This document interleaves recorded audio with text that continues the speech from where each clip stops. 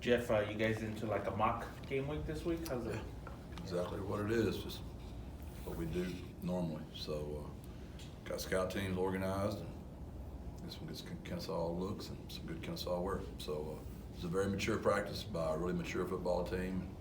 We got better. We got some mistakes. We got some things we got to clean up. Obviously, it's our first day to really work just on Kennesaw. So, but the mentality of the team and the way they went out there with a purpose, and scout teams are so professional. Scout team coaches, everybody just did a really good job today. And I repeat, we got a long ways to go. We're not there yet, but we took a step today by having a great practice. Jeff, how has J.J. Sparkman settled in here through preseason, and what's your expectations for him this year? Yeah, he's the guy. I've said this there's about 7 of those kids that if they had been here longer, they'd be single-digit guys. Their mindset is that way. Their athletic ability is that way. They just got in here so quickly that they didn't call it a fair shake, whatever you want to call it. But he'd be one of those guys I would say is cut from that cloth. High character, high IQ. Known him for a long time, so I'll have a great relationship with JJ. And I think as the year progresses, he'll continue to get better and better, and you'll see him get more and more involved as the year progresses. How high do you prioritize that when you guys are recruiting, whether it's incoming freshmen or transfers, that they profile like somebody who could fit in right away and potentially be in the mix for that sort of thing? Well, for every one of them, Greg, but unfortunately, you don't get all the ones you want. You just you do your very best. But ideally, you'd like every one of them to have high IQ, high character, really good football players. But we don't win every recruiting battle. But we do our best to bring in every player just like that. I think we're talking to Bentley today. What did it mean to you to see him get voted into that single-digit group? Just how far he's come. I mean, you went from a guy that was just trying to learn and install and try to get some personal life habits to make him a really good functioning human being, to a guy now that's one of the leaders that's just taken an unbelievable turn in maturity. And I hate it. He's had to play out of position the last 2 years. He's done a fantastic job at tackle, but he's his next chance to play at the National Football League is going to be inside, interior.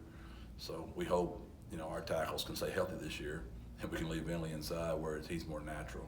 I was going to ask about that split. Has he worked exclusively at guard through the fall? Yes, he has. How do you feel about the tackles group who's sort of emerged or stood out there so far? Obviously, we're hoping we can get Mekhi back to what he used to be. He's working towards that. We feel really good about Jay and Kamar. Those guys have done well. Buffalo and Jonah, all those guys have competed well out there. We can always move Meach back out there if we need to.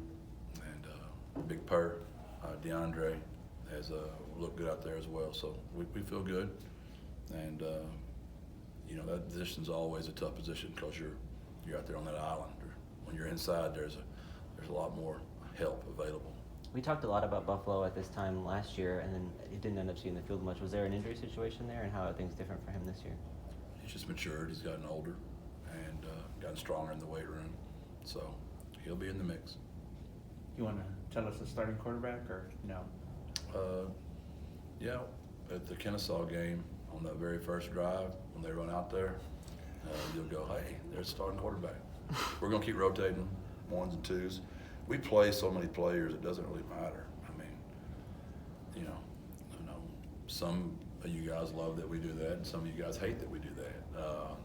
But we play a lot of people, so we try to rotate 10 offensive linemen in a game. We try to rotate 8 receivers, 3 running backs, 4 tight ends, and so it doesn't really matter if you're going with the 1s or 2s with us, because we play so many kids interchangeably. And I understand there's pluses and minuses to everybody's system. That's just the system we believe in. You guys unveiled a new kind of all-black uniform yesterday. What were your thoughts when you saw that unveiled?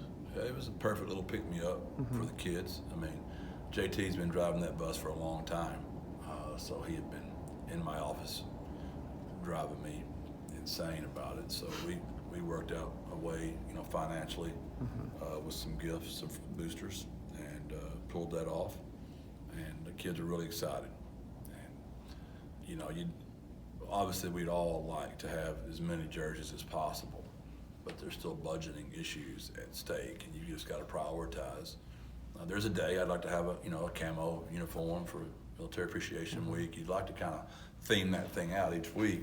It's just expensive, and But I think we're getting to the point now with our fans, we could sell those things back and get our money back and keep doing that. So I hope that's a road we can travel down and continue to. I know the fan base is really excited because I've been getting blown up like crazy. And our social media team did a really good job of getting that out there. And kids are excited. You know, that's what this is about. And we're all still undefeated right now, so it's all fun. With the ability to use the tablets between the series this year, does it change the thought process on whether a coordinator's better off upstairs or on the field? Do you guys reconsider that part at all? You know, I think just for logistics of how to, you know, to use it and look at it, it'd be better to be up the top. So, but they're only a phone call away. I mean, we're on the headset with them, so I doubt we're going to bring Burke down or put Lep up.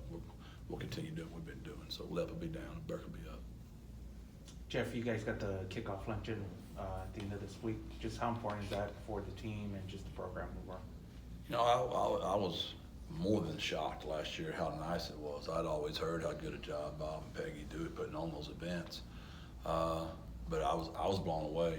Of course, you know, I know I've converted to the Saints since my son works there since 6 years, but I'm diehard Dallas Cowboy, like diehard. So I have been told I get to ask Emmett some questions.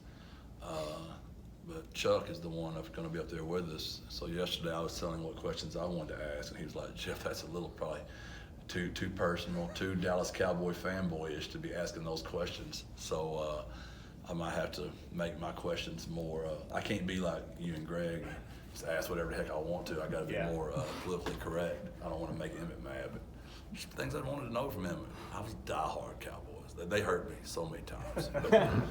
But it was a great run with him and Troy and Mike, and all that was just fun. I've got all those Super Bowls still. You know, I was that guy that cut the newspaper articles out and have them in glass. You know, I can still remember I had them in my bathroom, and the little bathroom Carrie let me have. I had my own little stall over there, and I had all 3 of those Super Bowls up. Still got those things. She wants to throw them away, but they're like precious to me. So I was fanboy. And when they let Jimmy go, you know, it broke my heart, man. So I'm still for the Cowboys, but I don't lose sleep anymore like I used to, like you, JJ. So on the NIL side of the luncheon, this is a pretty big event for the fundraising, right? Yeah, it's our biggest event. There's no doubt. It's our biggest fundraiser, and again, and Martin and April and Pat have jumped in and helped, like so many people have. To buy tables and buy tickets. And, you know, it's just a really good deal for our kids. And I told y'all 3 years ago when this started that if we're going to get in the game, we got to do it. We've tried to be creative and come up with ideas that make our community proud. I know this kickoff luncheon, there are a lot of people that aren't even like for NIL, but they don't mind buying a table and they love coming to watch a good event. So it makes them feel better about it. We've tried hard to model that in everything that we've done, from Martin's idea of just community service and April's of us we're out there serving to Bob and Peggy's of doing, you know, events. And our kids obviously do some work for them as well. I think it's been a good little partnership so far, but we're going to have to continue really moving. I mean, I saw today where, you know, Tulane's got a nice little deal they're doing, and it's an arms race, and now you can have 105 players on scholarship. So it's not even 85 anymore. So now you got 20 more. And it's heavy, it is, but it's worth it. I mean, football in San Antonio is a very, very popular thing. It's good for our city. It puts UTSA even in a larger spotlight, which is a good thing. And we just got to keep working.